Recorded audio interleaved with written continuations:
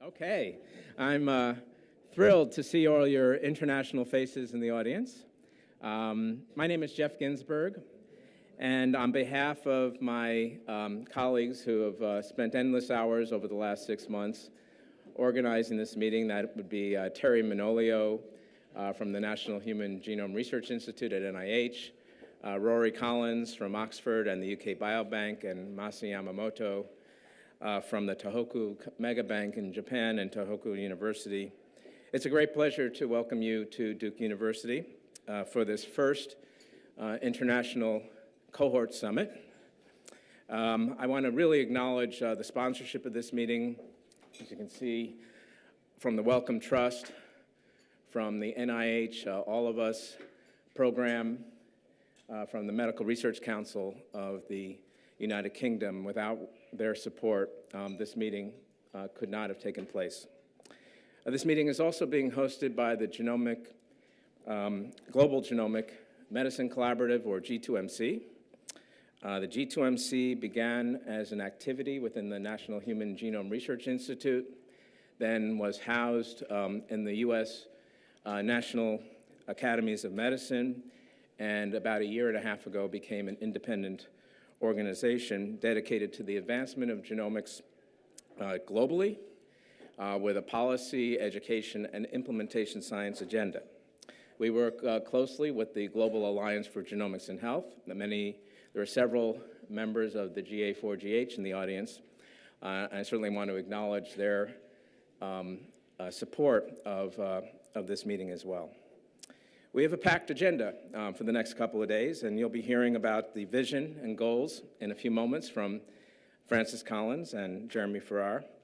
But I think I broke up what I think is the most important aspect, perhaps, of some of what we're doing today, which is having a conversation. You all were making a lot of noise before I called the meeting to order, which I think bodes well for what we hope at least will happen, which is a dialogue between this first-rate leadership of international cohorts and fostering collaborative opportunities for the future that would advance medicine. With that, I'd like to introduce Dr. Eugene Washington, who is the Chancellor for Health Affairs for the Duke University Health System. He's the President and CEO of the health system and has been a national leader in translating research and health policy into shaping healthcare, and he's my boss.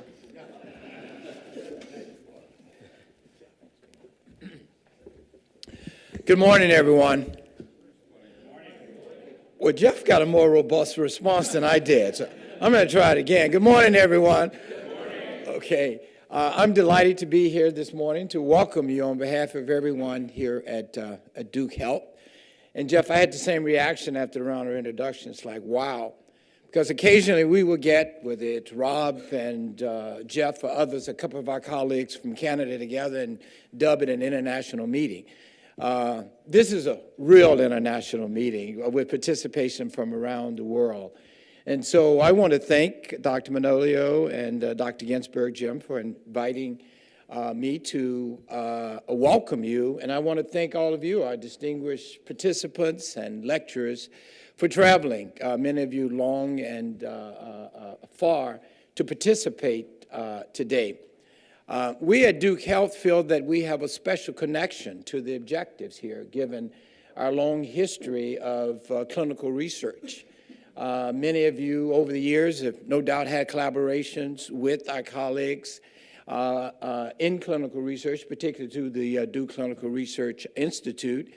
And as you know, we have advanced the whole area of cohort studies, and we have been, we like to think, a part of a movement to deepen and expand registries.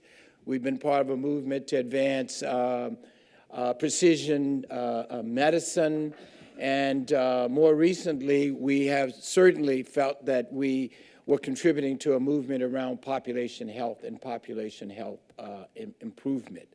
More recently, in the last year or so, we welcomed back Dr. Caleb to head up a new Duke Health Data Sciences Center called Duke Forge. and you're familiar with a more recent study that we launched with Google and Stanford around called Baseline. So indeed, given the objectives for today, we feel we have a connection with this meeting, and we are deeply honored that you chose to host the first international summit here at Duke. When I look at the agenda, as someone who's trained as an epidemiologist and has worked over the years the cohort studies, and I look at the lineup, but I also look at the presentations, what I see beyond the presentations is, first, I just see collaboration. And we all know that innovation is rooted in collaboration. The fact that you're here together in itself just exemplifies the spirit of collaboration that is embodied in this meeting. But importantly, if you look up the objectives, as you've indicated, it's about sharing best practices. It's about looking at ways you can share data. And it's about looking at ways that you can also broaden the collaboration that's already evident through this meeting. It's also, the meeting is very much about excellence. At the end of the day, the collaboration is only good to the degree that you can translate that into improvements in the work that's underway in your various organizations, the cohort studies that are underway, and how you can strengthen them, make them even more rigorous, and make them even more purposeful in terms of the ultimate goal, which is improving the health of individuals. And I will last say that when I looked at the agenda, what I saw from the perspective of someone who oversees the health system and someone who's worked nationally relative to population and community health improvement is I see impact. We all have enjoyed an era, a golden era really, in discovery.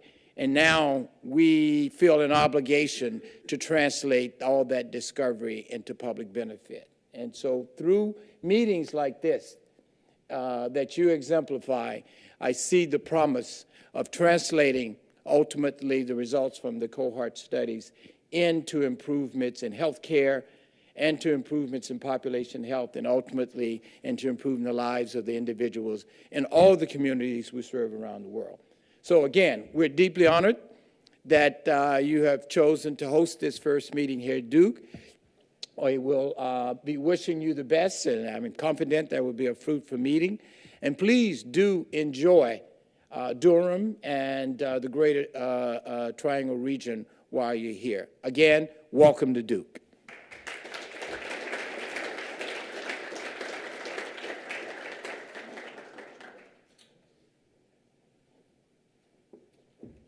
Thank you, Dr. Washington. Really very happy to be here. This is a lovely facility. And many thanks to all of you especially those who've traveled so very far, some of you to come and for whom it's probably 1 in the morning or so. We do have caffeine and other things here if that's helpful. Also, many thanks to you for completing the survey that was sent out by the organizers of the meeting, and for providing us with the front pages of your publications, which are posted outside. So we enlarged them and posted them, and please peruse those during the coffee breaks and that. So it's now my great pleasure to introduce Francis Collins, the director of the NIH, who will be followed by Jeremy Farrar, director of the Wellcome Trust.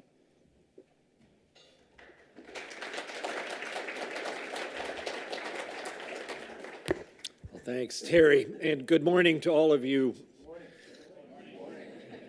You're getting it. I have a sense of history by being here, and I hope you do too. The idea that we could bring together the leaders of these large-scale cohort studies across the world to talk about how we might make the whole greater than the sum of the parts, when the parts are already really incredibly substantial, provides me with a sense of excitement and a sense of significance about why we're all here. Some of us have dreamed about this kind of a gathering for a while, and to actually be here and to see all of the folks here gathered to try to see how we could work together is indeed inspiring. And I'm hopeful that by tomorrow afternoon, that will not just be sort of a hopeful occasion, it will have substance. We will have figured out how to wrestle with some of the critical issues about how to do data sharing and collaboration, because I think the world is waiting for the kinds of conclusions that we might be able to derive from these massive data sets, which will give us a chance to understand how to prevent illness, how to manage chronic disease, how to make public health a more deeply evidence-based enterprise across the world. That's our goal. And I think it is fair to aim high because we have remarkable resources represented within this room, which ought to be able to achieve things that previously might have been out of reach. So I want to give you a little bit of a sense of the vision, and then I ask Jeremy to follow up with his perspective from the Wellcome Trust. Again, I do want to say a sincere thank you to the 4 folks who have made this all possible, to Geoff Ginsburg and Teri Manolio and Rory Collins and Masayuki Yamamoto, because you all have done a lot of spade work to get us here, and we want to honor that by rolling up our sleeves and trying to see what we can all collectively accomplish. So a little bit of background, and probably obvious to most of you. Why do we need large-scale studies? Numbers matter, size matters when it comes to trying to derive critical issues. So for instance, if you're interested in studying quantitative traits and their association with health outcomes, I stole this slide from Rory Collins because it is so dramatically demonstrating the power of numbers. In this case, showing what happens in terms of the relationship of systolic blood pressure to coronary heart disease. You can look with 5,000 people, and you can see it's a pretty big mess there. How would you draw a conclusion from that? You get to 50,000, and you can really see the emergence of trends that look like they're pretty significant. But look what happens when you get to 500,000. Remarkably beautiful associations there on that log scale with systolic blood pressure across different age ranges. That, probably more than any diagram or graphic I've ever seen, demonstrates why size is so important, why we need to have these large studies. That's the example for quantitative traits. We also know for genome-wide associations, when you're looking for variants in the genome that are associated with polygenic conditions, that size matters there as well. This diagram, stolen from Sullivan et al., shows this for a few examples: inflammatory bowel disease, height, schizophrenia, and bipolar illness. How many genome-wide significant SNPs one can discover on the basis of how many cases are being studied. Inflammatory bowel disease taking off quickly because there are variants there that have fairly significant odds ratios. But look how far we had to go. I remember, and you probably do too, when in the early days, schizophrenia didn't look like much was going to be discoverable there because we were too small. And then, as you see from the purple dots, now going up above 140, it takes that kind of power from those kinds of numbers. So if you're interested in any of these things, size matters. Another one that I would put forward is the whole importance of discovering those truly rare genotypes, especially loss of function, that may essentially represent a human knockout project that will teach us a great deal about the functions of those 20,000 or so genes by understanding what happens when their protein products are not working. And those may be, in fact, pretty hard to find, and you need large numbers to do so. And of course, you also need to be able to go back to those rare individuals and do extensive phenotyping in order to discover what the consequences are, something that I'm sure we'll be talking about in terms of our ability to do so within the studies here. I guess PCSK9 is sort of one of the poster children of this idea that the individuals who are loss of function for PCSK9 of a homozygous sort have very low LDL levels and are very dramatically protected against cardiovascular disease, giving rise to a whole field of pharmacology which is now flourishing. But other attractive targets one could mention, I just picked a few here, emerge from that same approach. And if we have more and more individuals from which we can do this kind of rare genotype searching, undoubtedly we will uncover lots about human biology and ideas about targets for therapeutics that we didn't know about. NAV 1.7, for those of us who are right now focused on what to do about the opioids crisis in the United States, the idea that there are individuals with congenital insensitivity to pain who are homozygously lacking this sodium channel provides a really exciting alternative approach to treating pain that would not be using the opioid receptor. So many of these studies are currently in progress or in planning, and that led to, therefore, a conversation which has been going on for 2 or 3 years about what we might do to try to make the most of this worldwide opportunity. 3 years ago, we, inspired by a discussion with the heads of international research organizations, HEROES, put together an effort to assemble some information about cohort programs that had more than 100,000 participants. And we discussed this at the HEROES meeting in June 2016 and agreed on the need, therefore, to bring these cohorts together to explore what the potential here was for data sharing and pooling and efficiency improvements. HEROES, by the way, is a organization that you may not have heard of because that's the intention. HEROES is very under the radar. Jeremy is now the chair of this particular gathering, which brings together the heads of the public agencies that fund biomedical research, governments and philanthropies. And around that table represented more than 90% of the public funding around the world for biomedical research, and gives us an opportunity both for some group therapy for the experiences that we've all been having, but also as an opportunity to think about collaborative efforts that we could do together. And this was a natural one in terms of how these cohort studies might actually be linked up.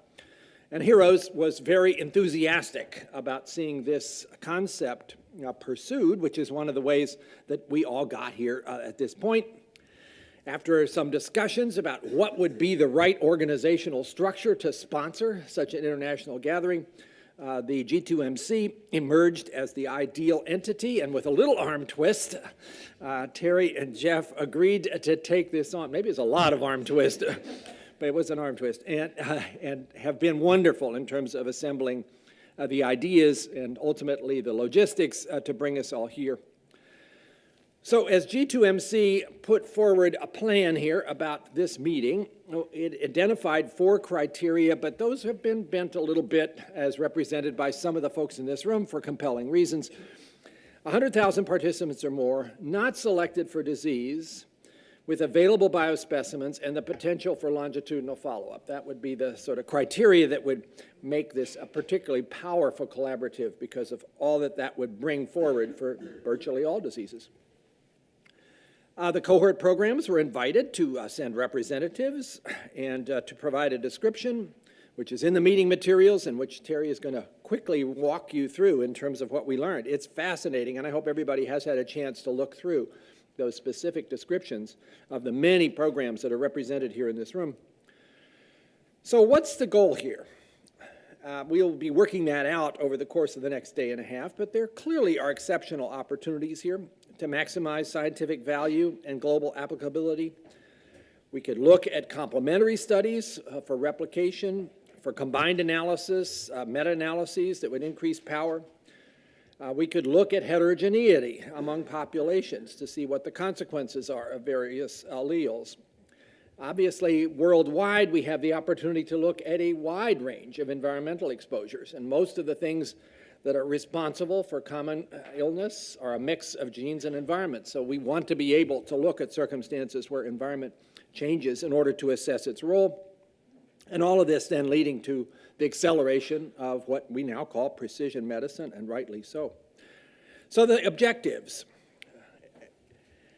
We want to improve the prospects for compatibility because we're not going to be able to achieve this kind of comparison across studies if we have wildly different ways of defining phenotypes and formatting data, and obviously we have to consider how consents were obtained and what that means for data sharing. All of these things are going to be wrestled with in the course of this next day and a half. We, I think, by being here, all have agreed that the value of data sharing and open access policies is something we'd like to embrace. When it comes to specimen sharing, there's obviously other issues there, both in terms of consent and legal constraints that may apply in some geographic areas, but our goal would be to do as much sharing as we possibly can because that's how we're going to benefit the larger public of this world. And maybe even examine potentials for some collaborative sequencing enterprises because recognizing that sequencing is still pretty expensive, maybe there are ways that we could, as a group, come up with priority setting that could maximize the value of the sequencing resources that we have.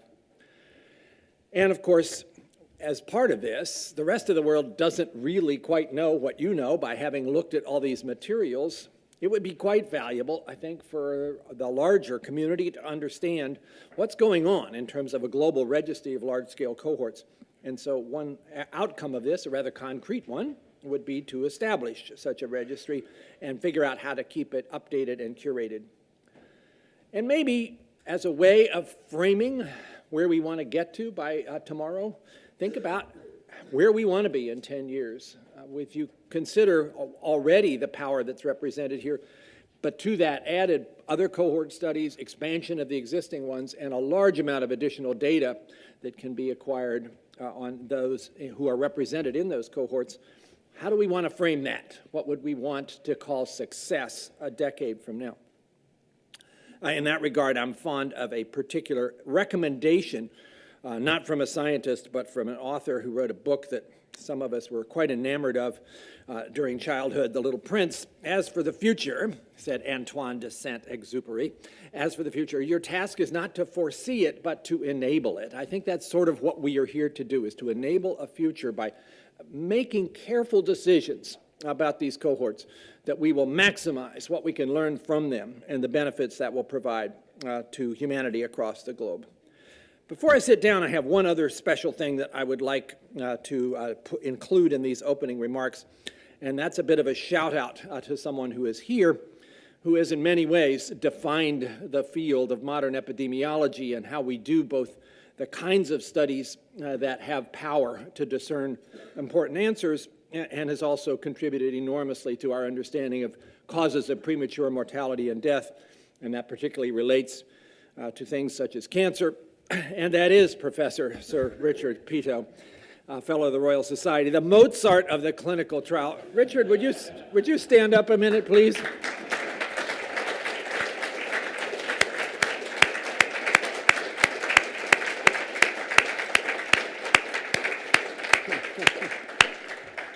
We are graced by you.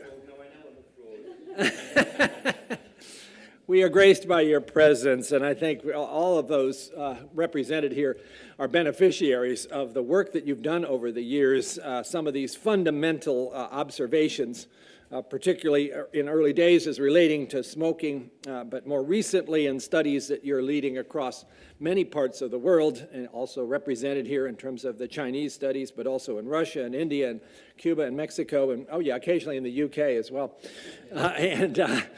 Again, I think it's a special treat at this historic gathering to have the presence of Sir Richard. So thank you for being here.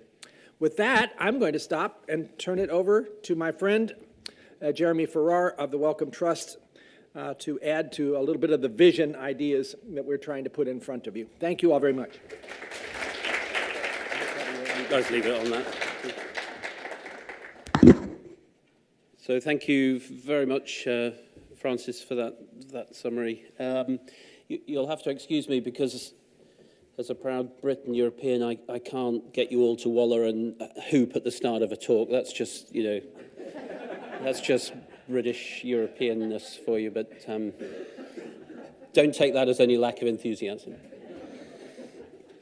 And just for a start, another serious note, Richard, thank you very much for your contribution, but I also just wanted to pause for a second and remember somebody else that's actually passed on, but I think was there at the very start of what many of us are doing, and of course Francis was the other key individual in this case. But I think John Solston's passing is the passing of an era in many ways. But you also know that if John were to be still here, he wouldn't cry about it. He would say, push on. And that's the next stage. And in some ways, I think what is currently being talked about here over the next couple of days is not that different to the vision that Francis, you had and John had many, many years ago, which was to put together the human genome and to put it together in a way that didn't just help those in rich countries, but help people all around the world, and to make sure that that data was available to everybody.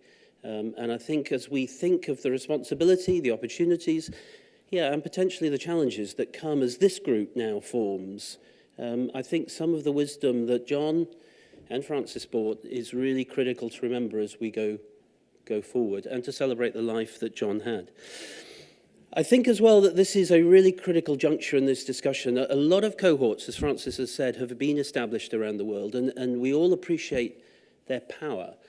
But I think the key for this group is to think, how can we bring all of those together, all of the big ones, but also link with the smaller ones that can somehow bring something to the table as we think about those countries fortunate enough to be able to establish large cohorts. How can we ensure that actually this isn't just about what happens here at Duke or at Oxford or in Washington or in London or in Beijing indeed, but actually brings benefits to the whole world?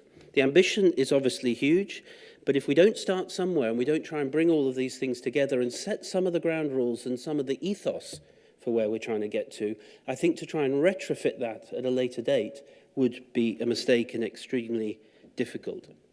And it does come at a time politically, and I make no comment on this in any other country than my own, arguing about whether it's blue future passports should be manufactured in France or in the UK. We are in danger of going through a politically uncertain time. And I think at those moments, science has a responsibility to stand up and stand for something broader. International cooperation and collaboration, the willingness to work in partnership, the willingness to share information and data across borders and across disciplines, between academia, between industry, between the public sector, and between the public itself. And how can we, as a group, come together and over the course of Francis's 10-year vision, make that a reality so that the greatest benefit reaches the greatest need? The opportunities are huge. The technological and other revolutions that are going on at the moment, the genomic revolution, everything, is absolutely enormous. And we're not just touching it, we're actually getting towards the start of that. But I would also, as a group, just pause and think what in the next decade are likely to be the challenges that may come, that by talking to ourselves, we may not appreciate what the rest of the world thinks. And I think when you're trying to establish a movement which will change things, it's critical to talk amongst yourselves, but it's also critical to talk with those outside your group to make sure that we bring those people with us as well. And we bring those in a way that brings the maximum benefit. And particularly, I think we need to reach out to the general public, to the communities, to see how they view the use of data, how they view the use of their information and others in order to improve human health. And to do so in the sharing of that in a way that doesn't just share data in an unsafe place, but make sure that when we do share data, we share it in a way that also helps drive excellence. Because ultimately, the sharing of data that is then shared in negative ways can have huge negative consequences. So I think we have to grapple with a whole series of different issues, how to do the work, but how best to do the work in a way that brings the whole of society with us. And I think as we hopefully have the first, the second, the third, and future meetings of this group, I hope that we'll address not just the technical challenge, not just the opportunities, but also the way that we can make sure we bring society with us. Thank you very much. Look forward to the next day and a half. Thank you very much, Eugene, for hosting us here at Duke. My first visit, but I hope it's not my last. And thank you very much, Rob, for the tour last night after dinner. So enjoy the next few days. Thank you very much.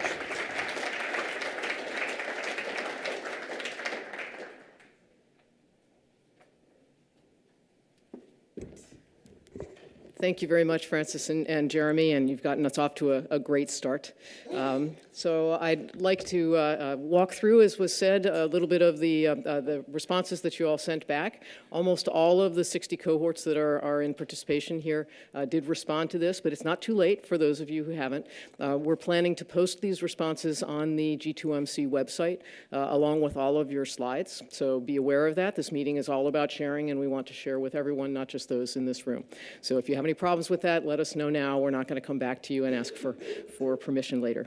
So, and again, just a shout out particularly to the 4 folks who have really made this meeting happen. And we are so grateful to Teji and Lena and Justina who are here, and Ashley as well, and Lena who's taking pictures. And may I ask, which of you will be holding up signs to tell me when I'm, okay, so Lena is back there to the, on the right, there she is. And please keep an eye on her, otherwise Jeff and I will have to get up and drag you off the stage. So just to give you a very short summary, there are about 100 of us here in this room from 25 countries, as you heard, and about 60 cohort studies. The countries are listed here. You already heard about the selection criteria for identifying cohorts. There is no doubt that that we relaxed them somewhat for underrepresented areas. There's no doubt that we've missed some, and those of you here probably know of some. I heard about one last night. So please let us know about those cohorts, and we'll try to get them involved as well. So you can let Geoff or me know, or Lena, and we'll try to engage them. And this is just a map, which I hope will fill in with time. I think we've done pretty well in getting good representation across the globe, but it would be really nice to see this whole map be blue a couple of years or even shortly from now. So who is here from countries? You'll notice, not surprisingly, that there's a fairly large, and I can't find the green pointer. There it is. You may want to use this pointer. I think it's bright, but it's a little bit easier to see. So this is the U.S. We're about over 2/3 of the representatives here, and that's not surprising since we're in our own area. But we would ask when we break into breakout groups. We did try to disperse the countries as much as possible, but there are 5 or 6 U.S. people for many of these other countries. So try to allow everyone to have a voice in those breakout groups. We are not known for being a reticent people, as opposed to our colleagues across the pond. So, and this is just a list of the cohorts. Again, this is all in your meeting booklet. Remarkably, based on current sizes of these cohorts, 25 million people represented in them, and an amazing collection and what power we would have for the studies that we could do. And then based on target sizes, over 80 million. So really, the kinds of things that we can study if we can get these groups together is just phenomenal. Enrollment started anywhere from 1960 to the current day, and several of the studies just started in the past couple of years, which is fantastic. The samples that are being collected, 39 studies are collecting blood, 23 studies urine, 8 studies tumor tissues, and 30, and these are not mutually exclusive, I should note, multiple types. And I actually should note in the number of participants, it is possible that there are people in multiple cohorts, so there may be some double counting, but probably not a lot. 46 of the 52 studies that responded have a central biobank, either now or soon. DNA is available in the vast majority of them. Many of them are doing genotyping. Smaller numbers are anticipating or conducting sequencing now, but maybe doing it in the future.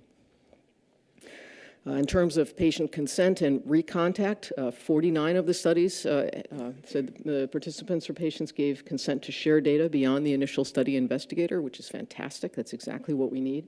10 of them specified only for research use. 6 was not specified, and one that was a sort of a tiered. You could kind of check off what you were willing to share. And then only 6 studies said no of those that responded. And then are the data accessible or returned to or accessible by the participants? About half and half. Get that back. Thank you. So, almost all of the studies are willing to share their data with other investigators or with the public, at times either redacted data, summary data, metadata, or protocols, case report forms, et cetera. Again, it would be really nice if, a year from now or whatever, when we engage again, that all of these numbers were 100% for each of these cohorts, recognizing that there are some challenges in doing that. And then just very briefly, the values of sharing data, what people saw as being important in data sharing, and these slides will be available to you. Obviously, increasing study size and power, advancing knowledge, fostering collaboration, maximizing use of resources, et cetera. And perhaps even something that we don't want to forget, early career development, very, very important for our young investigators, and there are real opportunities here. And then some quotes or comments from the participants here, which I think are very telling in many ways. And then the challenges of sharing data, obviously, there are costs to it. You can't just, put these data up. You need to format them in ways to make them standardized and harmonized. There are regulatory issues. There's harmonization issues. Privacy and confidentiality, obviously, a big concern. Data sovereignty is something that we do need to address. And, people work very, very hard to get these data together, and that's not something that we can ignore. I think Oh, and then these are some of the key comments. This is an interesting one, and one that we hear at the NIH, and we recognize that this is a problem, that there are, there's sort of haves and have-nots, and how do we kind of level that playing field a bit. I think that's it. So at that point, I will stop, and thank you very much.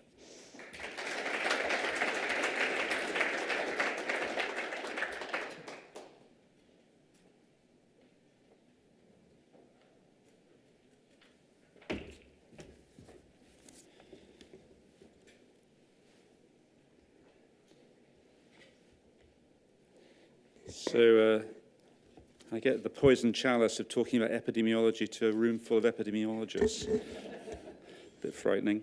I'm speaking not on behalf of UK Biobank, but really from the privileged situation of having been involved in UK Biobank. And I say privileged in that it was initiated by the funders, the MRC and the Wellcome Trust, to be a resource that it was available for everybody to use. And I realize that that's not the situation that many people are in who've struggled to get their cohorts up and running, struggle to keep them going. And as Teri has indicated, one needs to think about the ways in which one helps them with that struggle so that it is actually in everybody's interest, including theirs and the people who are working with them to make the data available. I was going to kind of reiterate some of the comments Francis made about the importance of scale and really to echo the point that it has been recognized now, I think, much more clearly, not just in the epidemiological community, but also in the genetic community, the importance of scale. And of course, the way in which technology has improved has allowed us to look at scale. So if, for example, we look at the Wellcome Trust Case Control Consortium only 10 years or so ago, of a couple of thousand cases of a variety of diseases, where my experience at that time was there was lots and lots of discussion about characterizing, well, what is a heart attack or what is diabetes, and not so much concern about how big does it need to be.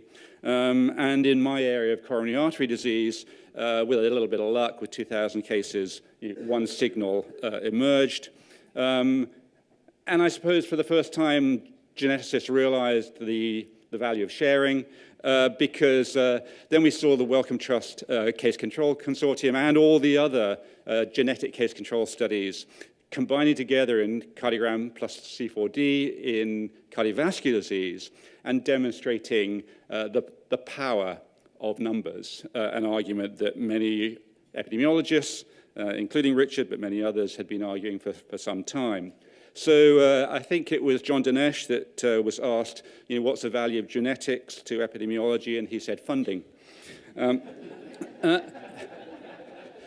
I think this has now been another example of the value of demonstrating the importance of the large cohorts that we have been arguing for some time. Francis showed this slide.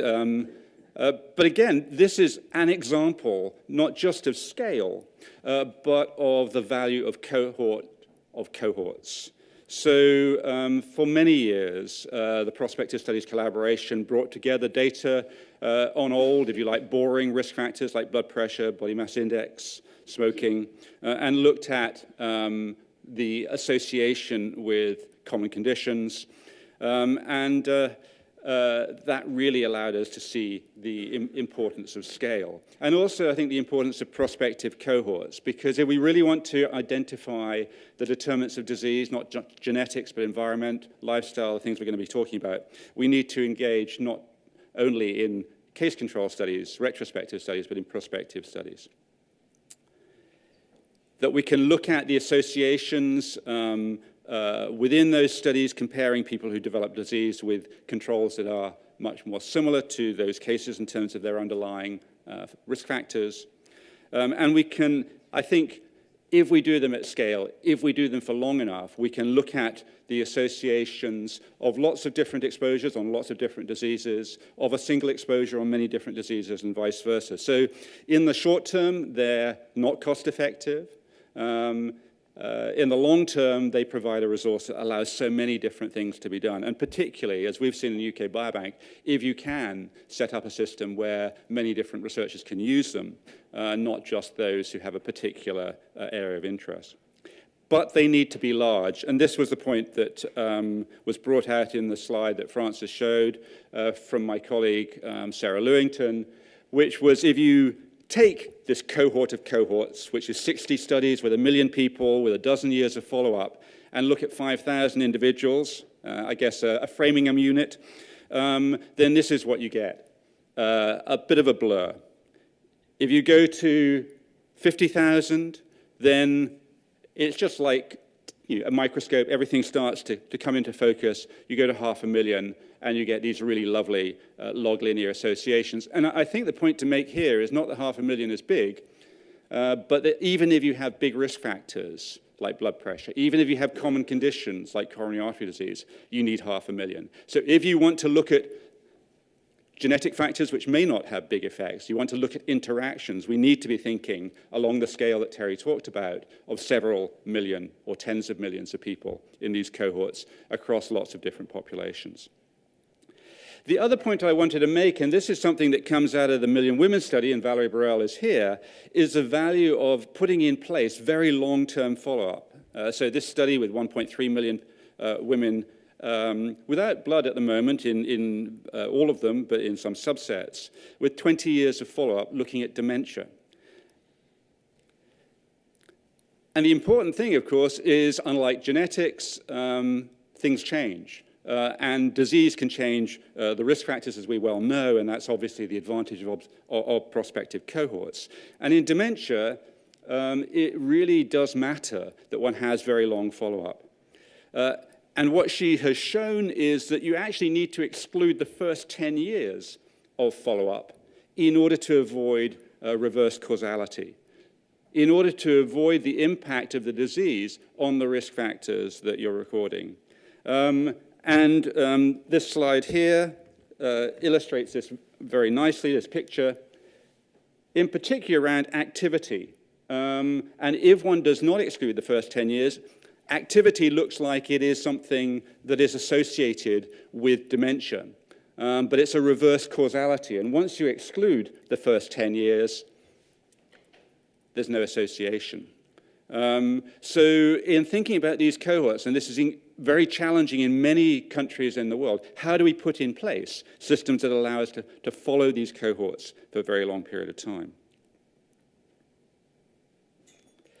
The other point is, can we get repeat measurements? So can we not just get a measurement at baseline, but can we in subsets, or perhaps even with the resources in some cohorts, in all of the people, or very large subsets of the people, in order to look at the impact of change on disease?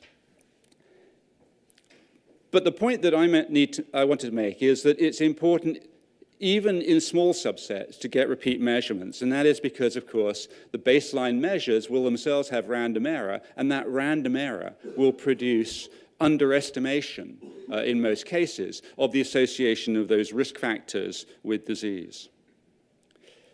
Here's an example, again, from that cohort of cohorts that Sarah Lewington has been coordinating, looking at systolic blood pressure against the risk of coronary heart disease mortality. This log linear association in the middle, but a flattening at the ends. And both the slope and the flattening are an artifact.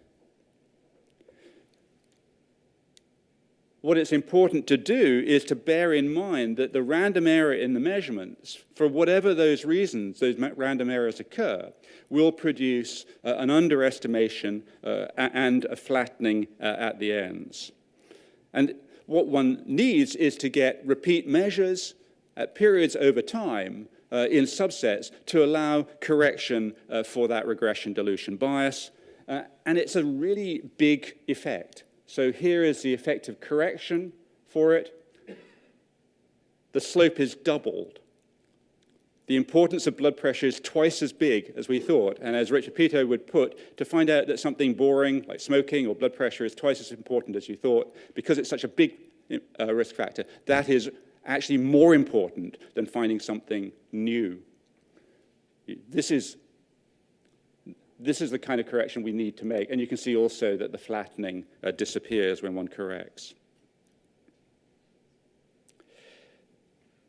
So, what's the value of doing it in lots of different populations? Not just, could we do 10 million in the US, for example? Probably. But why do it in lots of different places? And that's because, of course, Americans are not human. They are, we need to be able to extrapolate to the rest of the world. And so you need to have that heterogeneity.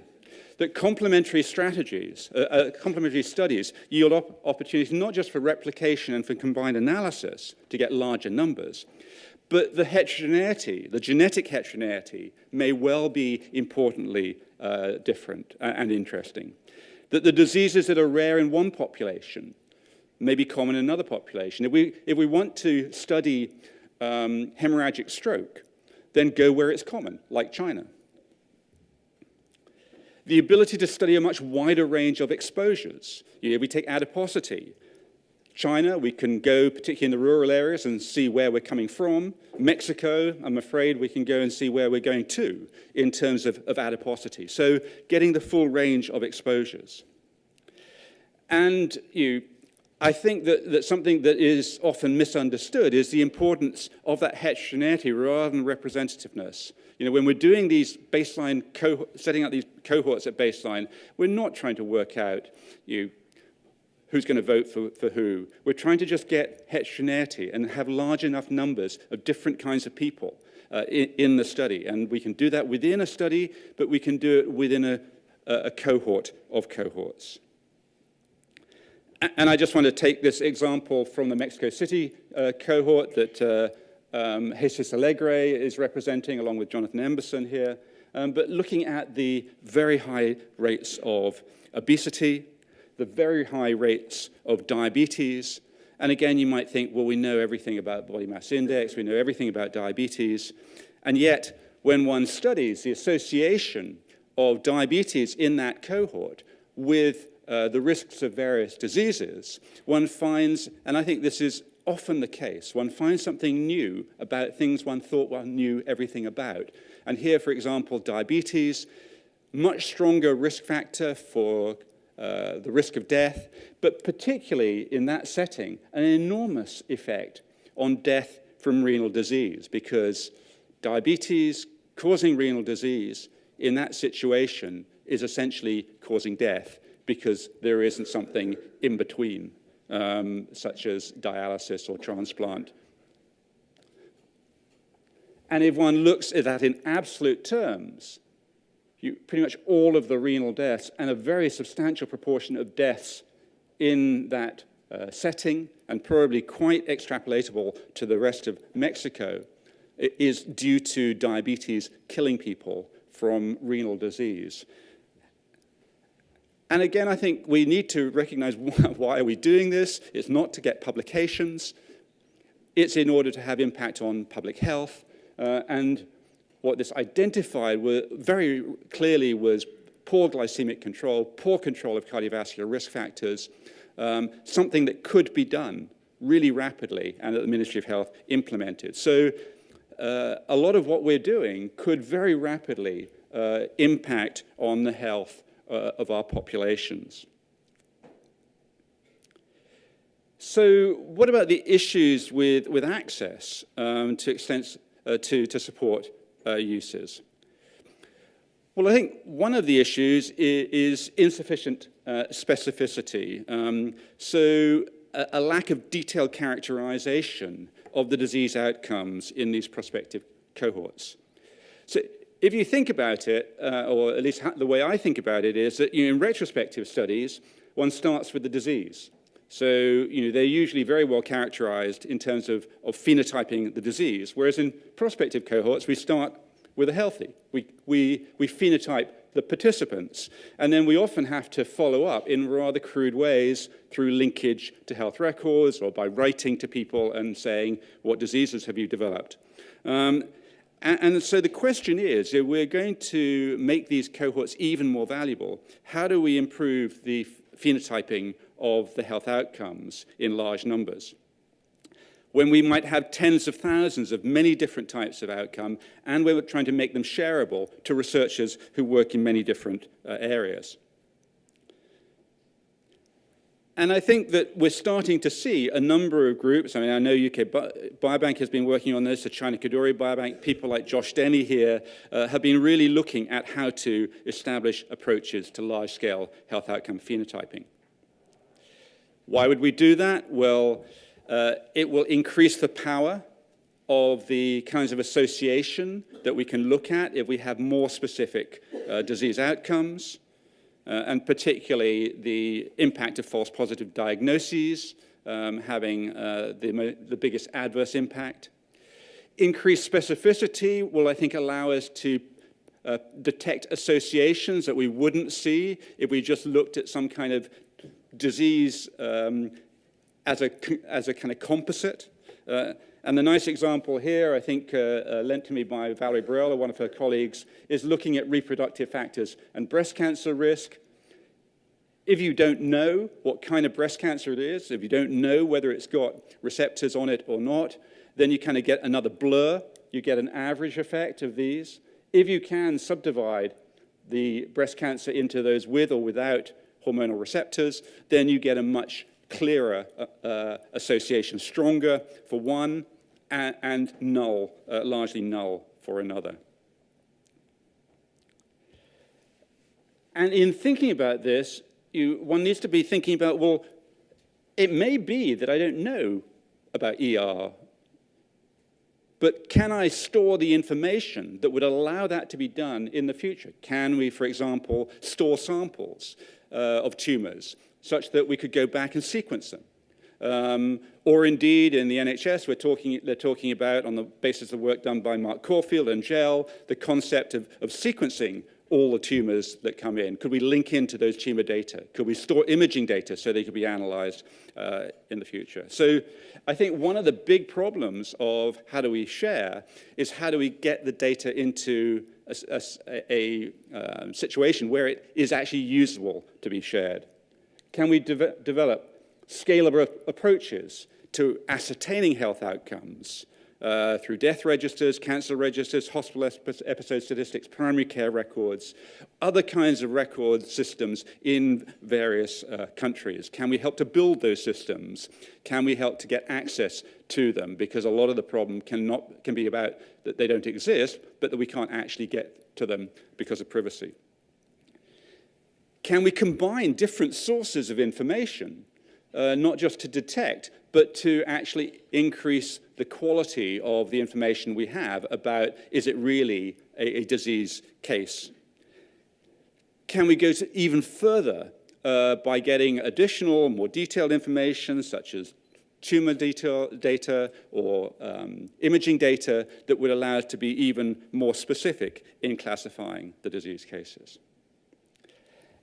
And I think one of the issues that's going to be discussed here is that there really are no established processes for this large-scale health outcome phenotyping. And this may well be an area where the informatics industry can help us in developing those kinds of approaches. I think the other problem is data inaccessibility. We're all expert in one area, but we're not expert in the other area. How do we make data, particularly complex data, from imaging or other sources, accessible to researchers? So, I mean, here's some body imaging looking at the difference in internal fat between two people who, in terms of body mass index and how they look, have the same amount of fat, but the images say they have very different amounts of internal fat, but those are just images. How do we turn those images into usable data? And what we've been seeing in UK Biobank is if you create the problem, people come along and create the solution. They work out how to take those images and turn them into assay data, if you like, so that we can look at the association between body mass index and the imaging data on subcutaneous fat, on visceral fat, on liver fat, and we can see that the imaging data is adding something importantly different to what we already know is an important risk factor, that is body mass index. But the same would be true with activity. Can we think of clever ways in which to enhance the questions that we ask about activity, about diet, to determine much more accurately what people do? When we did questionnaire in UK Biobank about activity, many of the female participants who did not have paid jobs complained about the questionnaire because they said it really didn't actually cover all the work that they did do, all the activities they did do around the house, because the questionnaires weren't designed to assess that. Can we actually measure activity directly? Well, with activity monitors, yes, you can. And I just wanted to give, again, a genetic example of the value of doing so. So this is self-reported activity versus genotypic data. Here's the line one needs to cross to get that nice publication. Nothing. Here's what happens if you take the accelerometry data. Hey, we've got a publication. Getting more specific data really does improve power as well as getting larger scale. And then finally, the issue around sample. I think what we've learned in UK Biobank is you can't share sample. You can only share data from sample in these cohorts. And what we really need to move to is whole cohort sample assays. That uncontrolled assays within these cohorts will deplete the sample. They will mean that it's wasted in the long term. That you could do case control analyses in order, again, to get publications, in order to get funding, to be sustainable, but it will use it all up. And you can't then compare the assays you've done on some cases at one point with assays you do at another point, even if you think it's the same analysis, the same assay. Whereas if we do them on the whole cohort, then people can pull out the data they want and they can do unbiased case control analysis within the cohort. But they're costly. If we've got millions of people, then multiplying anything by 1 million is going to be a lot of money. And it may well be that here, as we've seen in UK Biobank, industry can help by turning the samples into data that are then shareable. Finally, in terms of strategies for improving data utility, we need to make it actually possible for someone who wants to use your data to understand your data. How do we make it possible for them to visualize the data, particularly as it gets bigger, more complicated, to actually understand what data you've got that they would want that would allow them to address the questions that they'd like to answer. We do an awful lot of hand-holding in UK Biobank because it's very difficult to present all the data. Clearly, as the databases get bigger, it gets increasingly difficult to move the data to the researchers. So we actually need to work out a way of moving the researchers to the data, to build environments in which researchers can do all the things they want to do easily without having to move enormous scale data around. And we need to kind of think about how to develop those platforms, and I think that actually all of us and various other groups have been leading the way in this, and we've been very encouraged by the generosity of the All of Us group, for example, but many others, in helping UK Biobank, and I'm sure they would be willing to help others in developing these platforms, and thinking about ways to align the data standards to encourage this data sharing and comprehensive analysis. So in conclusion, I think that we need to establish lots of these large cohorts or support lots of these large cohorts across different populations. We need to think of ways to enhance the baseline phenotyping. Can we get additional information on participants? Can we, for those large cohorts that don't have samples, actually think of ways of getting samples from them? That would be of value, particularly for genetics, but also for other factors.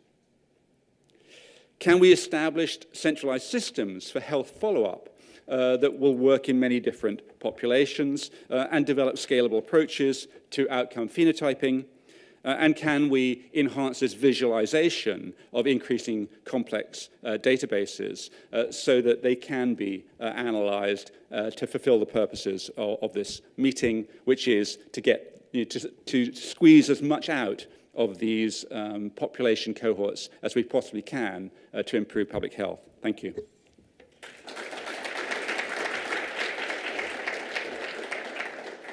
Thank you, Rory. Our next speaker is Geoff Ginsburg.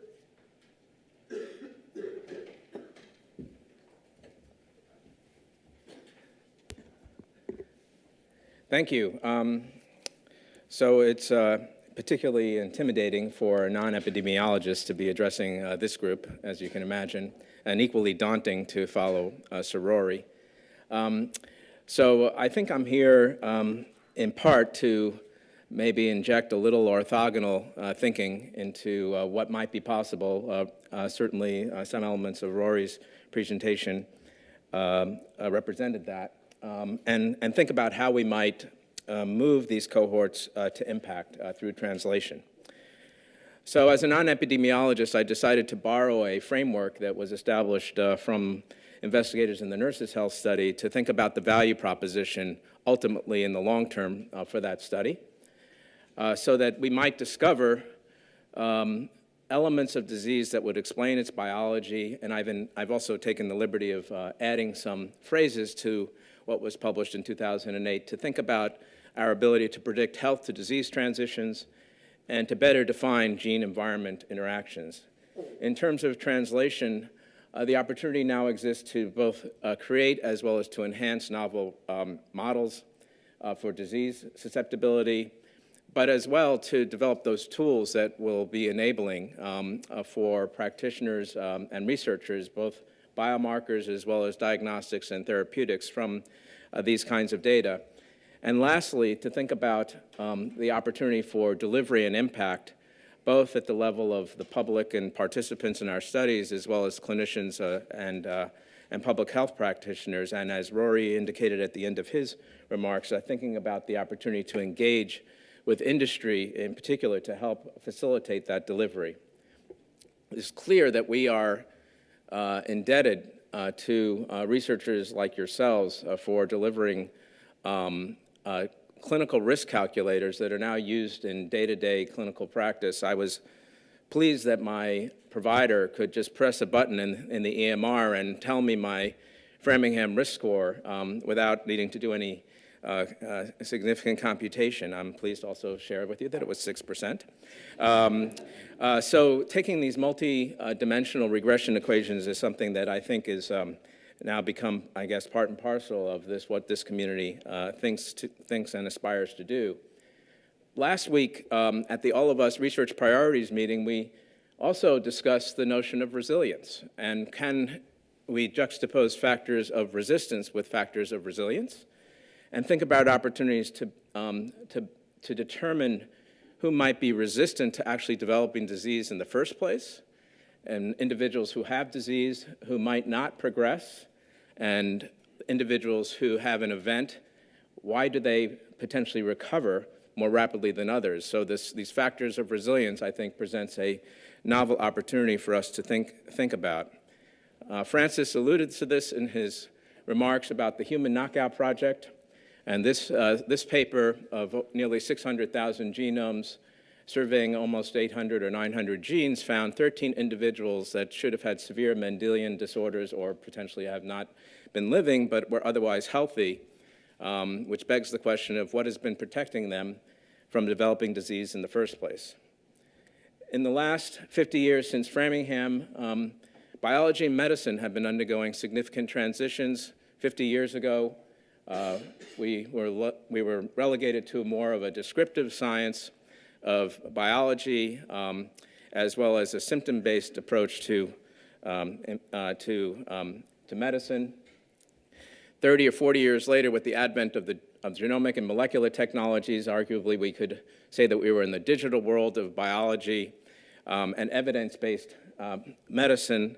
And then thinking perhaps now and maybe in the not too distant future, we can think about systems biology and networks, as well as an algorithmic approach to medicine, where looking through the databases that are represented in this room and the ones that we hopefully will be developing in the future, we might be able to actually ask questions around, show me a patient that looks like the patient that's sitting in front of me and how they fared with respect to treatment A, B, and C, and use that information to select what to treat them with.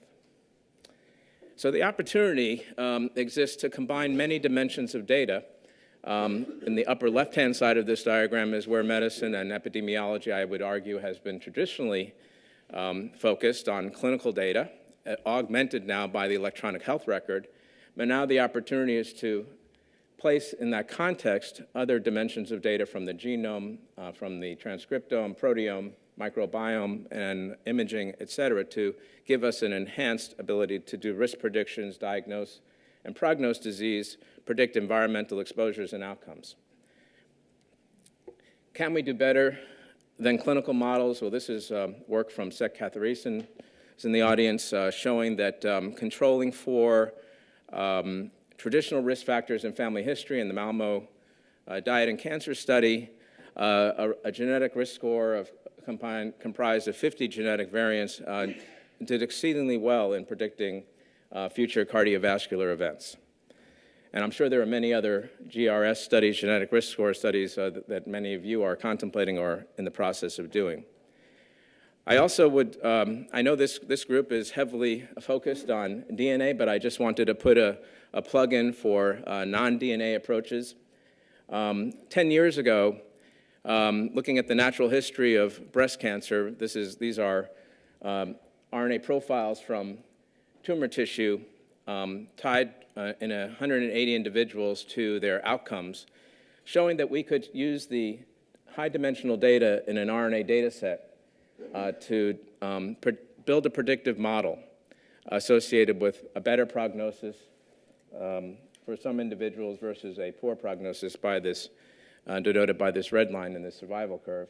And that we can even substratify amongst the good prognosis, the survivors or the better survivors and the poor prognostic individuals as indicated here.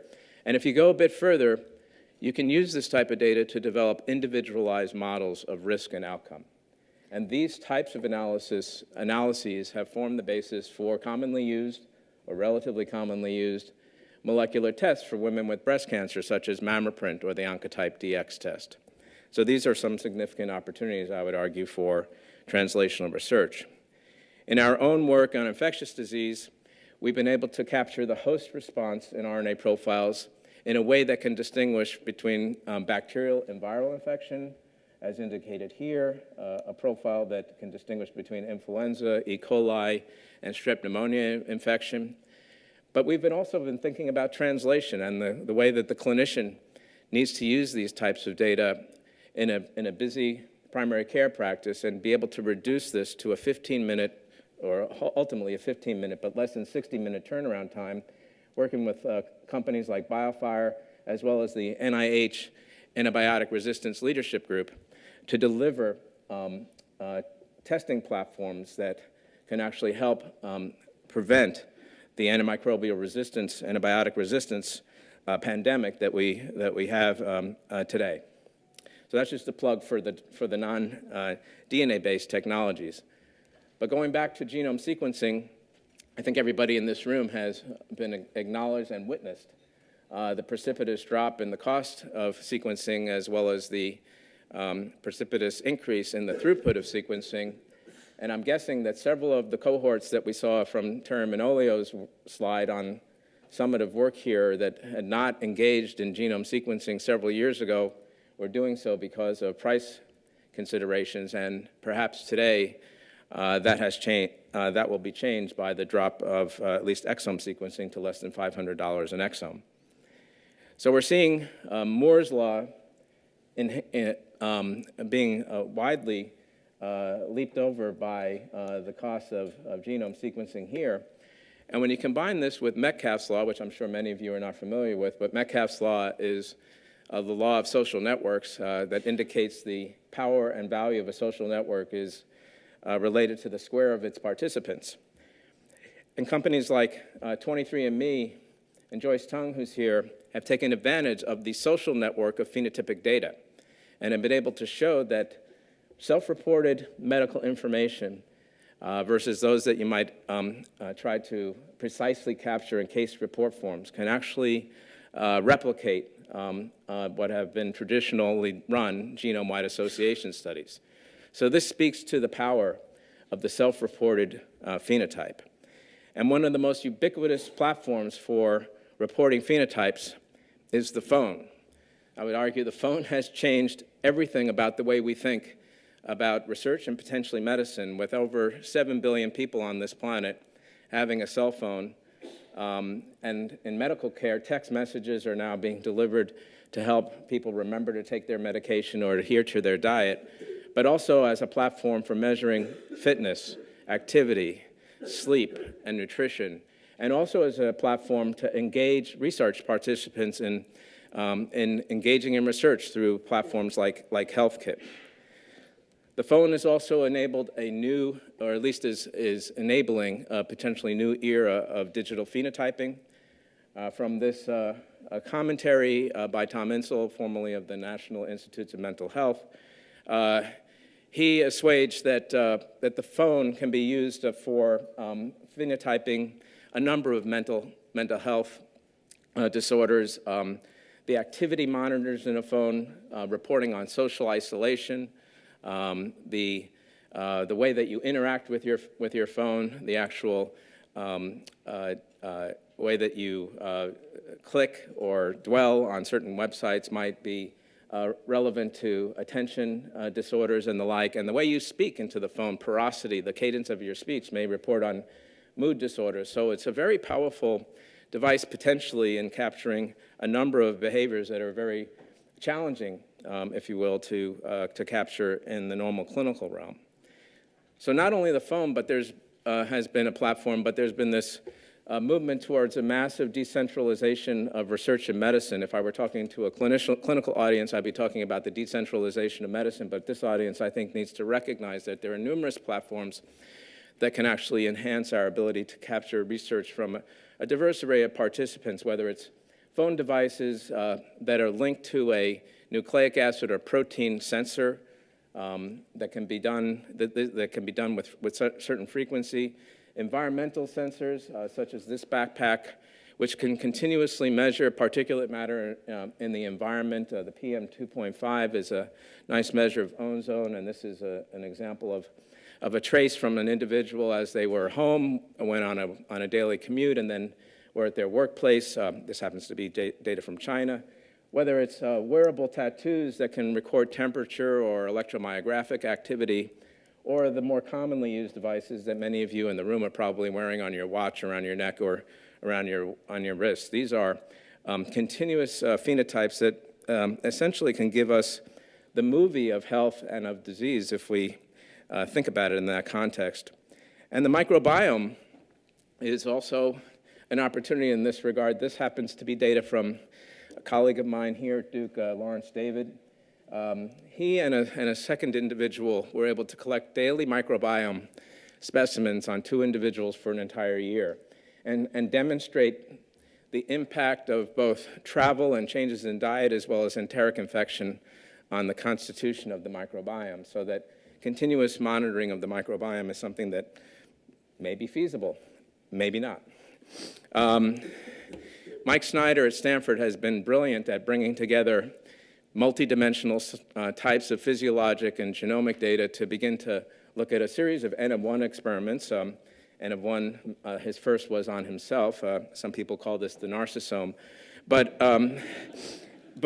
in reality, what he was able to do, with himself as other participants in his studies, is diagnose for the first time that people had type 2 diabetes mellitus, or that they had an infectious disease, or when they were flying in an airplane actually had significant hypoxia that actually was related to cognitive function and sleep.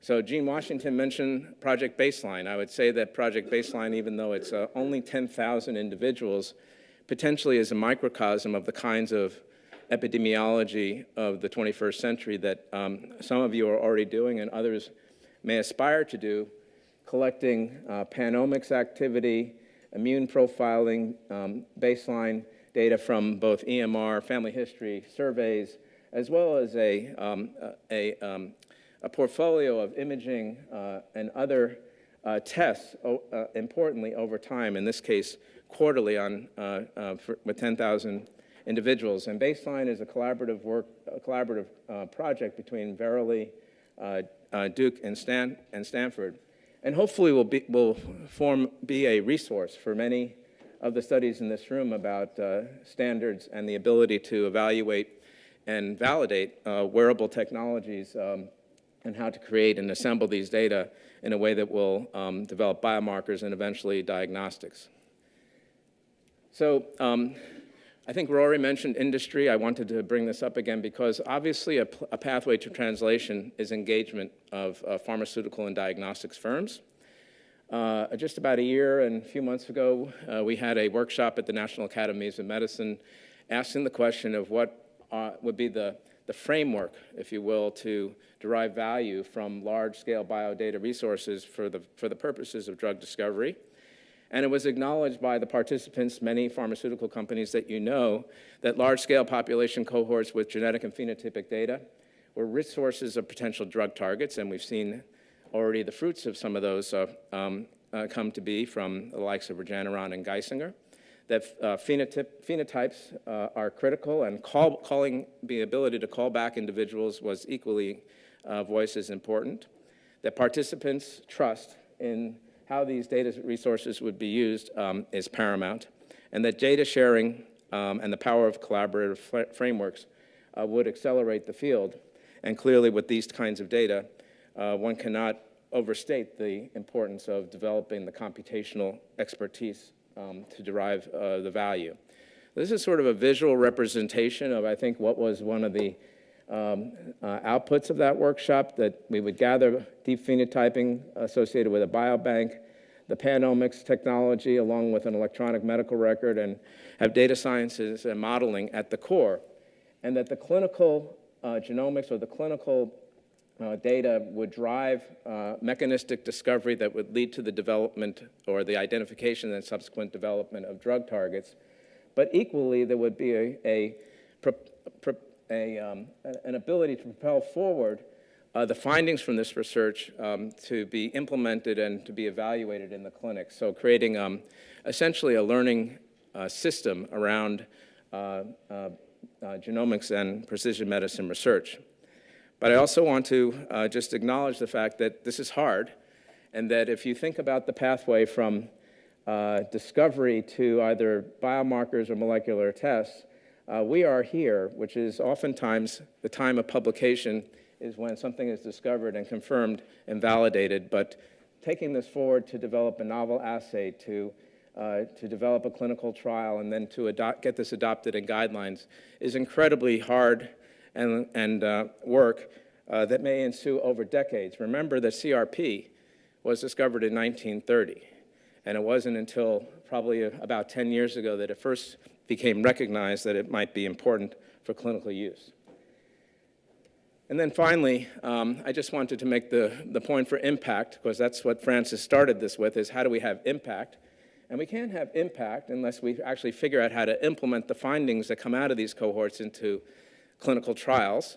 So the NHGRI and NIH have taken a very forward-thinking view towards this, creating something that we call the IGNITE network, the Implementing Genomics in Practice network, which has been around for about 4 or 5 years, hoping to expand and link genomic medicine efforts, at least in the United States, to develop implementation methods across diverse settings and to share those as best practices with the community. Ultimately, in implementing, we have an opportunity to develop outcomes, which provides the evidentiary basis for how these would be used in the real world, and of course, to create a knowledge hub that would disseminate best practices. So in closing, I'll just say that from a perspective of translational researcher, not an epidemiologist, I think that there's a huge opportunity for these cohorts in the room to enable a very robust translational research agenda that will involve the integration of personal, clinical, and biological information, that will provide researchers and healthcare systems with updated estimates of individual risks and health behaviors, both of neighborhoods and populations, and finally, to give back, to provide this information and apply it to the participants that helped make this possible in the first place. Thank you.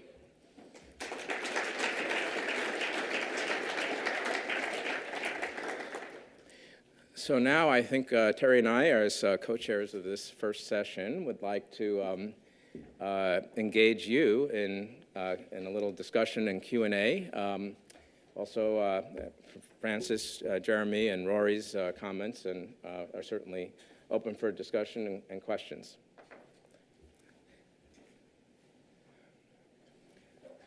So you'll be running my...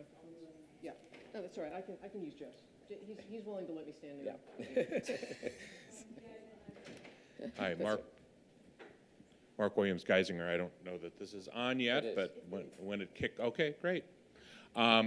So some of the comments that you made, Jeff, reminded me of an article that I just came across from the Temple Group, Ralph Hurwitz, and his group, talking about evidence-based medicine versus medicine-based evidence, which is really has been intriguing, and I've been thinking a lot about this because it really gets at the point that we are at a transition between the epidemiologic approach, which is population-based, which is heavily reliant on randomized controlled trials and this type of thing that generates evidence, but has the weaknesses that we all understand, which is that there's a lack of heterogeneity, there's a lack of generalizability, these types of things. And what he is talking about is this concept that that I think you alluded to, that what medicine-based evidence really starts with is a longitudinal profile of the biological, clinical, psychological, and social environmental history of individual patients, what he calls biology and biography, which I really like that particular construct, and that you then assemble profiles that you can be used to match. And so from a clinician perspective is when you're faced with a person in the clinic and say, well, what can I learn from individuals that are like this individual that I have, and how can I apply the knowledge that we have? And so to me, this has been a really transformational construct about how we generate evidence. Now, the challenge, of course, that we have is that the medical industrial complex is still heavily reliant on the EBM model, and so whether or not we can convince that evidence derived in this more of a personalized precision perspective is of an equivalent rigor to that has been done in the past, I think remains an open question. But it seems to me that this type of a focus of collecting these types of longitudinal data using these biorepositories is a really exciting way to try and test that hypothesis. I'll be short. Yes. No. No. I think that's right, Mark. I think we in general subscribe to the vision that that healthcare delivery systems are also important platforms to actually carry out a research agenda, and I think it allows us to test multiple hypotheses on the patients that are participating in those health systems, and also drive drive an opportunity to do discovery. And I know Gene Washington, as the leader of the Duke Health System, subscribes to this very concept, but arguably very few health systems have built the infrastructure, which is very data intense, to carry this out. But many, including your own, are in the process of doing that, and probably other nations around the world may actually have the ability to do this at scale in ways that are not possible within the U.S. because of our somewhat siloed way of doing things. But I think that's right on. Maybe I might ask some of the leaders of the cohort studies. Now, when I was involved in cohort studies, which is about 12 years ago or so, there was a pretty clear divide between the research and the clinical care. And we would provide results back that were alarming or of concern to patients' clinicians, with their consent, but really not do much more than that. And we'd also extract some information from the medical record that at that time involved laboriously sending some somebody to actually review it in hard copy.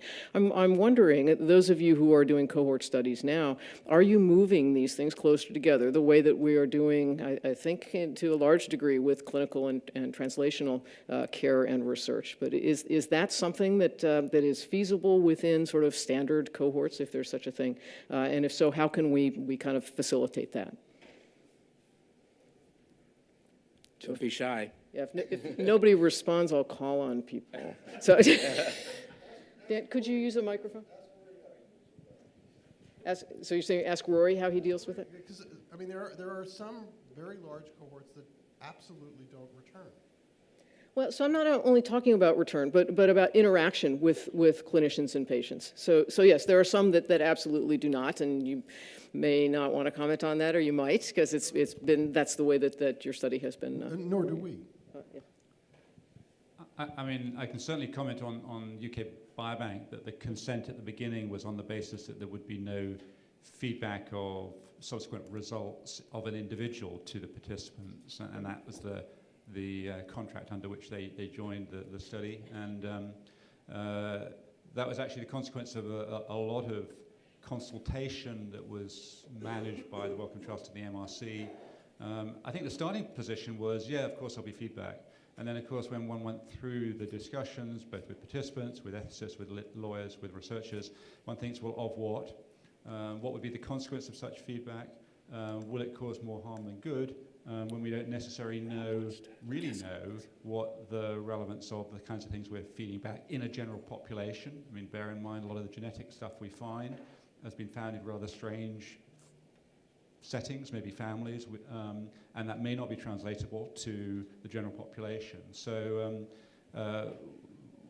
it's not that feedback couldn't do good, but the question was, on average, would it do more harm than good? And it was on the basis of that in UK Biobank it was decided not to have feedback, and to explain that very clearly to participants at the beginning, that if they joined, that would be what they were joining on, and also to assess their understanding of that information. So what we did was surveys of participants after they had gone through that in our pilot phase to check that they understood what they were signing up to. And when we go around and talk to participants now and talk about why we have that process, they get it. Actually, they get a number of the things that we agonize around probably much better than we do. When we talk about why is there commercial engagement in the resource, they get it. So I think a lot of the time one needs to go out and talk to participants rather than participant representatives sometimes to find out what really is the case. I think you're right. Rob, you had a comment? Yeah. In front of me. Yeah, I don't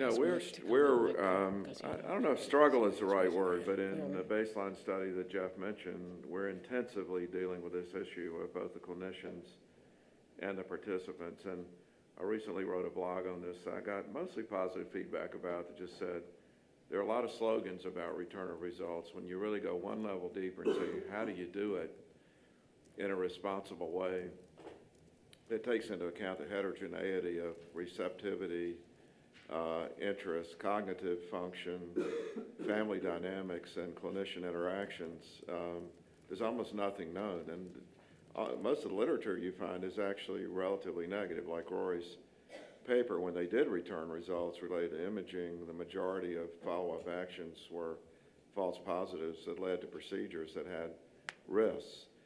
And so we're totally committed to return of results. It's an American ethic, and I'm all for it. But I think we have to be realistic that this is an empirical issue. And my belief is return of results will need to be tailored to the individual and the individual clinician interaction. Teri, you mentioned it, but when we had focus groups with our primary care docs here in the Duke Health System, they basically said, please don't return these results. We don't know what to do with them, and we only got 10 minutes a patient. No, good point. So I think there was a question over here and then one back there. Yeah, hi. Jeremy Grushko from Sequence Bio in Newfoundland. Admitting that we're a couple of things at the outset. One is that we're in the very early stages of this. We're working through with our regulator on the approval of a pilot project in Newfoundland. And two, that we have some structural advantages in a single-payer healthcare system and a limited number of there's a single tertiary care center and some other two medical geneticists in the entire province. So there's some structural aspects of it that make it easier in Newfoundland and in other places. But return of results, based on individuals' consent at enrollment in a variety of categories is a key component of the way that we're designing this study. But I would say, speaking to the primary care physicians to whom we're going to return these results, in Newfoundland there's a great amount of enthusiasm. Speaking to the participants, they're very eager to have access to their own data. But of course, what everybody's saying, that the challenge is doing this responsibly in a way that people understand both the necessary follow-up and the limitations of those results is really key. And we're going to roll this out in a very phased way so that we start with the easiest understood results and move on to more complex things like multigenic risk and things that impact families like hereditary risk over time, and working in collaboration with participants and clinicians in the province. But what can we do to help with those things? This kind of effort is critical to that, because the ability to develop guidelines for this across a variety of cohorts using collective evidence. We're going to pilot this with 2,500 people. All of us is piloting with 10,000 people, right, who are going to get results back in this initial phase, and using this evidence collaboratively to figure out how to communicate this in a way that's digestible for participants, and to develop guidelines like we're starting to do in pharmacogenomics, that are real clinical evidence-based guidelines for the use of this information. So one take-home message that we have, right, at least out of this session, is if we could assemble the different strategies and thinking around ROR across these cohorts, it could be quite valuable for individuals to learn what has been successful, perhaps what has not. Back there. And then Patty. Fran Grodstein from the Nurses Health Study family. I just wanted to sort of throw out there, too, that feedback is a pretty big word and comes in all kinds of shapes and sizes. And in the Nurses Health Study participants, we have a whole range of biospecimens from large numbers of participants, and we don't return individual results, but we do let the participants know that we're committed to providing group results and to informing them of what our findings are. So they get annual newsletters telling them in the past year, here's what we did with your samples, and here's what we learned, and here's all the value provided on a sort of that individual level. And you could see in a group like this, where the samples are potentially being used, for tremendous purposes, that a newsletter like that, letting them know sort of group findings, could be phenomenally valuable to them as individuals as well. So could I just ask for a show of hands from those in the room? How many of you are actually routinely reporting your aggregate findings back to the participants in some form of newsletter or publication? A very significant number. That's great. Okay, Gadi, you're next. And then Marcus. And then Mark. Okay, Gadi Renath from Israel.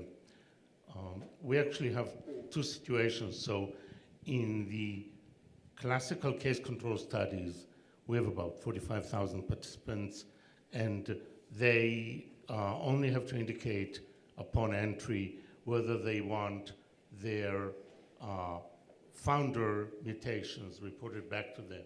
If found, not if found, anyway, whether they have them or not. And that relates to the BRCA genes and other founders that we have in Israel. I can only say that of the 45,000 participants, I think that only about 10 requested not to get this specific information back to them. So in practice, everybody wants it. Some of them are later surprised by it comes to actually getting them. But we are in the very advanced phase of planning our demonstration project of personalized medicine, trying to turn clinics into, let's call it the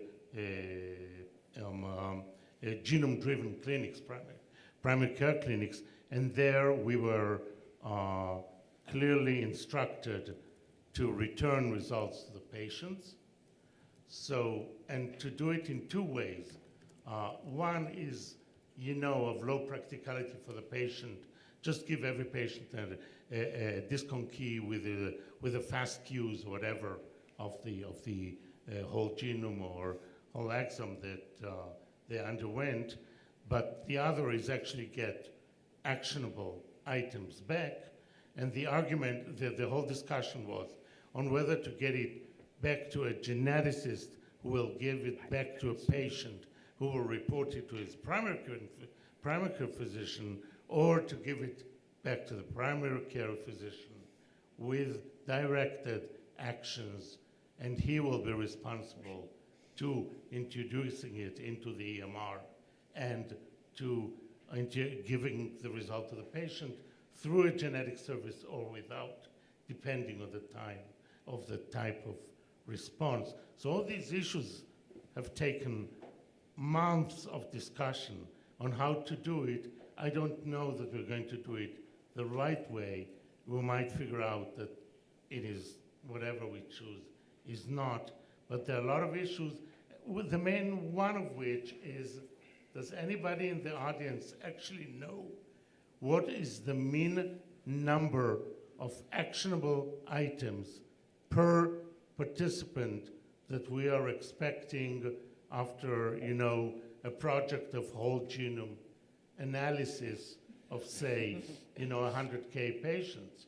Are we expecting 5 per patient or 100 per patient? We know that in a whole exome, we tend to get 20 to 20,000 variants as a result. These are not actionable, of course, but we don't really have the basic data that then goes to the point of scaring the primary care physician. What am I going to do in this 10 minutes? Well, and that's why we are all together, to try to figure out what those variants mean. But then what do we do with them? Mark? Yeah, so a couple of comments. Geisinger, of course, has been actively returning now for a couple of years and have returned results to about 550 of our participants. So we do actually have a pretty good estimate, at least in our population, which may not be generalizable, relating to the questions that you asked. But one of the things that we did extensively prior to launching both our biorepository but also the Return of Results project was a lot of community engagement. And our patients consistently told us that, that they wanted results to be returned to them and that this was sort of an expectation. Now, our model is embedded within a healthcare delivery system model as opposed to an academic model. And so we really went to them and had them inform us about how they wanted the results, how we should create the infrastructure to return those results. And now that we've been returning results, we've been able to go back to them and say, is this meeting your expectations? And we've also looked at what are the drivers for people that are actually declining to participate, which is a very difficult population to get at, but because we work with our patients collaboratively, we have a significant percentage that will actually complete a survey about why they didn't participate in the biobank.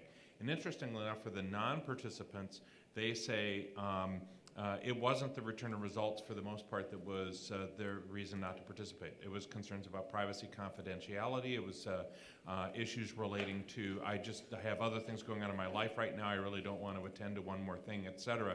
Return of the results was really down the list.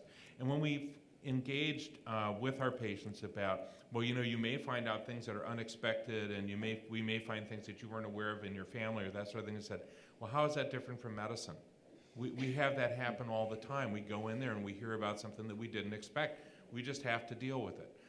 So that's the feedback that we've been getting, and of course we continually are engaging both with people that have yet to participate and those that are participating and returning results to try and answer those very questions. But I think the overall takeaway is that the concerns that we generate as we sit around our tables and think about how patients might react are very different than the way our patients are thinking about it. And so I think we need to really listen to their voice and partner with them to create the programs that they want. Let Mike have a last. Mike, you have the last word. And you only have a minute. So very quickly, I think that we often focus on returning results as being genetic results, but there's other things in our databases that are potentially useful, a Framingham risk score. Yeah. But I think it's important to just follow up on what Mark was saying, is to perhaps divide this in two broad categories of things that the research enterprise might feel comfortable returning directly to an individual, where the explanation could be provided on a website. And those things that actually really require cooperation from the the clinical community. The worst thing in the world is if, we return a cardiomyopathy gene that the ACMG says you should return, and they go to their cardiologist and say, why did you measure that? We don't believe in that. Our society doesn't believe that that has any utility. I mean, there has to be a passing of the baton to the clinical community. If that implication of that requires contextualizing that concept by a clinician-provider kind of information, and I think it's important not to lose sight of that. Thank you. I just wanted one comment before we go to the break is just that after hearing about the value of the large cohorts, the databases, the opportunity for translation, the last 20 minutes of discussion was laser focused on the social construct for how we actually make this work.